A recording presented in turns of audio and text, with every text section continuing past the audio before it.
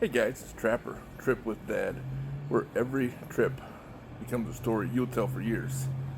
I'm sitting down here in beautiful Manhattan, Kansas.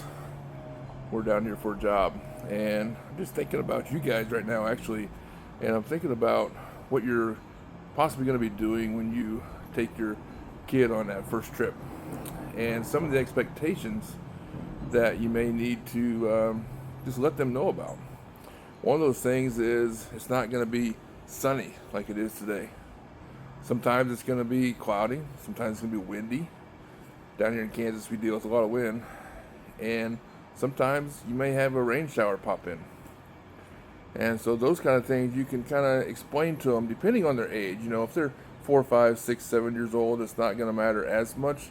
But if they're 8 to 12 to 15, 16, yeah, that's going to be something that needs to be talked about so that they have those expectations going into the trip.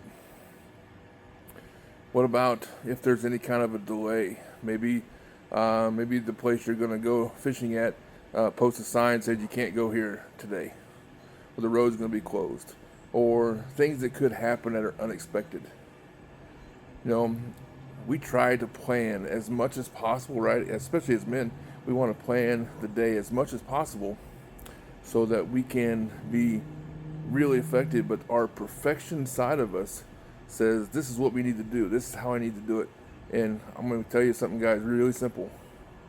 Perfection is not a place on a trip with your kids.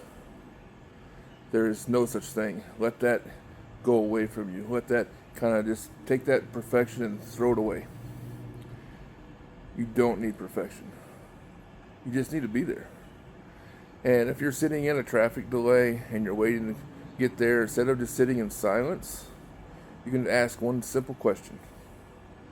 Hey, son or daughter, what do you think is going to happen today? And you may get a whole different kind of answers. You may get an answer like, I don't know. That's a very common answer, especially with kids. Or they're going to say, I don't think this is going to be fun. How are you going to react to that? You're not going to go, oh, and dig in. You're going to go, why don't you think it's going to be fun? So there's two words, compassionate curiosity. And you have that compassion for your kids, and you have that curiosity of why they just said what they did. And that can happen in stuff that happens great. It can also happen in stuff that happens like, I don't think this is going to be fun at all. Or they might say, well, it might be fun for a little bit, but I might get really bored with it. And here's the thing, guys, as dads, especially when we go on these trips, this thing that I'm talking to you in, this phone, years ago, we didn't have these. And we had opportunities to talk more and more. But with the phone comes into play, and technology and all this stuff, it's natural for a kid to want to get into that and do more on his phone than he is to hold on to a fishing rod. And so we're literally helping these kids go back, and we're taking them back to the time before we had phones. And that could be a conversation of stuff we can do without having to look at a screen.